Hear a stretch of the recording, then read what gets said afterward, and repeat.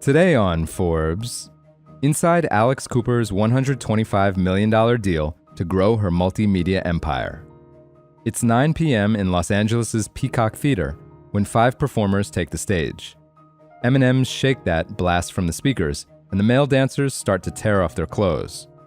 As they strip down to their last layer, an energized Alexandra Cooper appears behind them in her signature pink sweat set.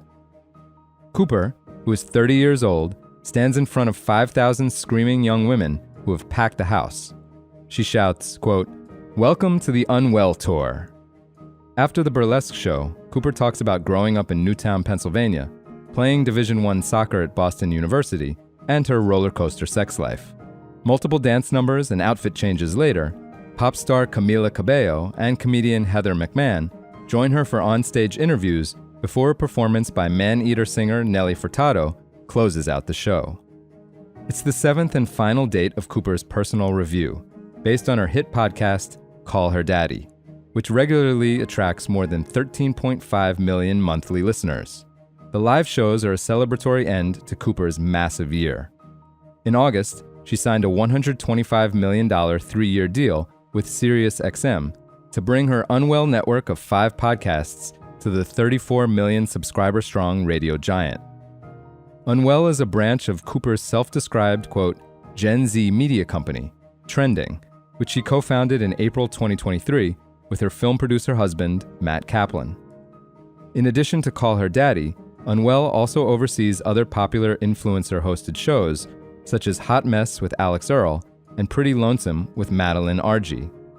Both Earl and Argy, like Cooper, are Forbes 30 Under 30 alumni. Cooper's ambitions for Trending are unbounded. Live events, scripted and unscripted shows, podcasts, tours, and commerce. The company is young, but the SiriusXM deal gives it a nice cash cushion. Scott Greenstein, president of SiriusXM, says, quote, "We look for audio talent that is interesting, powerful, has a point of view, and has a social media following that can amplify what they're doing on the air." Prior to signing with SiriusXM, Cooper had a $60 million 3-year deal with streaming titan Spotify, but it was time to move on. She says, quote, "The brand had only grown since being at Spotify. I knew the money would be there. The deal was more about what other things people can give Call Her Daddy and Unwell that will help us grow." And grown she has.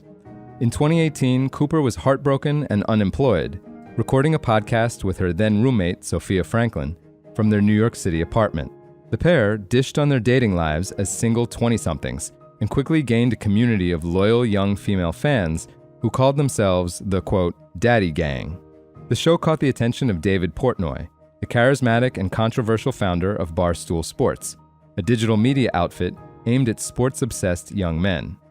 It was an instant hit, generating 2 million downloads in its first 2 months.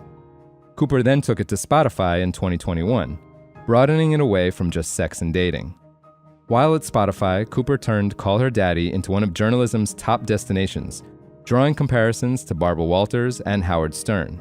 Guests have included Jane Fonda, Simone Biles, and, in October, a much-publicized interview with Vice President Kamala Harris.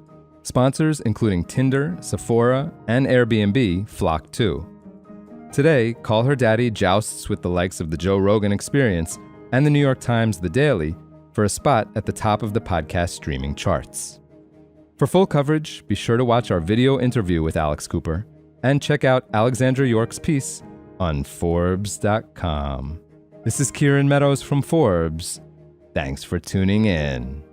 Today on Forbes, Taylor Swift and Beyonce are now worth $2 billion combined. On one track off her new double album, The Tortured Poets Department, Taylor Swift sings, quote, "Lights, camera, and smile." She certainly has plenty to smile about, as does fellow pop star Beyonce. This past year has been phenomenal for both superstars, with hugely popular tours, super successful movies based on those tours, and new albums to boot. Those factors lifted their net worths and raised their ranks on Forbes' recently released list of America's richest self-made women. The two women have a long friendship, supporting each other's successes over the years. In 2021, Beyonce sent Swift a bouquet to celebrate her win of Album of the Year for Folklore at the 63rd Annual Grammy Awards. Most recently, each of them attended the premieres for the films of their record-breaking tours. Swift is now worth an estimated $1.3 billion, up from $1.1 billion in October and $740 million on the 2023 Self-Made Women list. The boost last fall came as a result of the first leg of her Eras tour, which added an estimated $300 million to her fortune. The $200 million jump in her fortune since October came thanks to the increased value of her catalog, now worth an estimated $600 million, plus royalties earned from all the play her songs get, in addition to an estimated $55 million in her earnings from the film version of the Eras tour, which was released in mid-October. Swift now ranks number 24 on the 100-person strong Self-Made Women list, up from number 34 a year ago. The chanteuse continues to dazzle crowds with all-new costumes and choreography on her Eras tour as it moves through Europe, with new music from the double album The Tortured Poets Department, released in April. The 31-track album broke multiple records, including ones she'd previously set. It reached 1 billion streams within 5 days of its release, and claimed the top 14 spots on the Billboard Hot 100, prompting a celebratory billboard in Times Square. Beyonce, meanwhile, wrapped up her 5-month, 17-country Renaissance World Tour last October with an estimated $100 million in earnings for her. In December, she released the film Renaissance, a film by Beyonce, which documented the creation and execution of the Renaissance World Tour. It pulled in nearly $44 million at the box office. Then in March, she released her first country album, Cowboy Carter, which incorporated and sampled musical powerhouses both past and present, including Chuck Berry, Stevie Wonder, Dolly Parton, and Willie Nelson. Cowboy Carter received over 300 million streams in its first full week of release and broke Spotify's record at the time, which Swift then broke the following month. Together, these milestones helped Beyonce boost her fortune by $220 million since last year to an estimated $760 million, and moved her up 3 notches from a year ago on the self-made list to number 45. Queen Bee still has more in store. In February, she launched her own high-end and pricey hair care line, Sacred.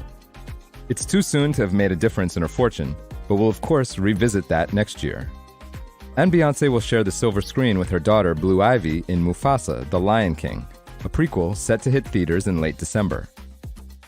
When it comes to streaming and digital, the world remains enamored with both Beyonce and Swift in a landscape where some celebrities are losing their digital goodwill.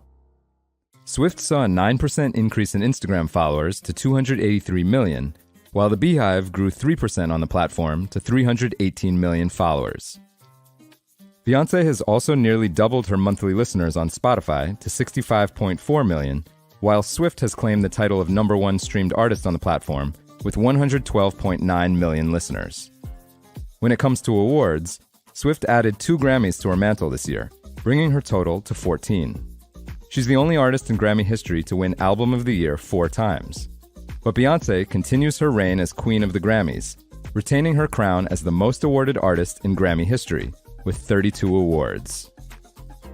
For full coverage, check out Justin Conklin's piece on forbes.com. This is Kieran Meadows from Forbes. Thanks for tuning in. Today on Forbes, why Hollywood is bearish on the future of television. It wasn't long ago that creating a hit show like The Bear was a TV writer's ticket to lifelong financial security and, in a few rare cases, even a billion-dollar fortune. The half-hour drama, which returned to Hulu for its 3rd season this past Wednesday night, is everything a modern TV series aspires to be: an awards juggernaut, a ratings powerhouse, and a cultural touchstone since its debut in June 2022. Even as recently as a decade ago, such success could have meant multiple 22-episode season orders and eventually a syndication deal that would produce a massive financial windfall for the studio and the showrunners. That big payday would have also extended even to the actors, who were traditionally given residuals for reruns and, in some instances, a slice of the profits. But in today's TV and streaming landscape, profit participation is all but extinct, and in most cases, so are the profits themselves. In 2023, labor strikes shut down television production for half the year. And in its wake, the fear of another economic downturn has caused a significant contraction across the industry, with widespread budget cuts, layoffs, lowball offers, and far fewer shows being ordered. With less money to go around, talent representatives and studio executives are left to argue over how to divide up the pieces of a rapidly diminishing pie. With a hit show like The Bear, Forbes estimates that series creator Christopher Storer earns $5 million per year in an overall deal with FX, with his fees for writing, producing, and directing counted against the total. Instead of owning a percentage of the series' profits, which TV creators had traditionally maintained for decades, Storer and co-showrunner Joanna Callow are rewarded for their success through a bonus pool based on a set of achievements, including season renewals, award nominations, and streaming service rankings. For Season 3 of The Bear, which swept the 2023 Emmy Awards, winning Best Comedy, Best Actor, Best Supporting Actress, Best Supporting Actor, as well as awards for Best Writing and Directing, Forbes projects those payouts will be a little more than $1 million for Storer and Callow. Combined, it's enough to place them in the upper echelon of modern TV creators, but that's less than 1/10 of what the old guard showrunners like Dick Wolf of Law & Order, Greg Berlanti of CW's Arrowverse, Taylor Sheridan of Yellowstone, and Shonda Rhimes of Grey's Anatomy make in a given year, with no visible plan to eventually reach the economic stratosphere. Under the traditional TV syndication system, the potential existed for a hit series like Seinfeld or CSI to become its own cottage industry. Once a studio paid to produce the show, it would essentially rent it out to distributors, first a broadcast network, then cable channels, overseas markets, and eventually streaming services, an infinite number of times. While most shows struggle to break even, a hit series would eventually reach profitability the longer it ran, and make astronomical profits in syndication. In that system, each party was incentivized to produce as many episodes as possible, and as contracts came up for renewal on long-running shows, showrunners and actors had considerable leverage to negotiate for higher fees and profit participation. The classic example is a show like Friends, which earned hundreds of millions of dollars each year, enough to make Warner Brothers Studio and NBC happy, as well as the talent. Famously, in its third season, the 6 principal actors collectively negotiated to be paid equally for the duration of the show, earning $1 million per episode for the final 2 seasons, as well as 2% of the show's profits.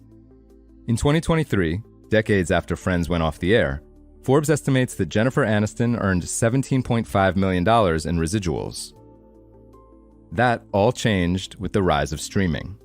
In the new landscape, a single company acts as the studio that pays to produce the show, the network where it first airs, and the syndication network where its catalog can be replayed, meaning there are fewer ways to capitalize on a breakout hit. Revenue through subscriptions remains relatively flat, while a show's costs rise over time, disincentivizing more episodes and more seasons. For full coverage, check out Matt Craig's piece on forbes.com. This is Kieran Meadows from Forbes. Thanks for tuning in.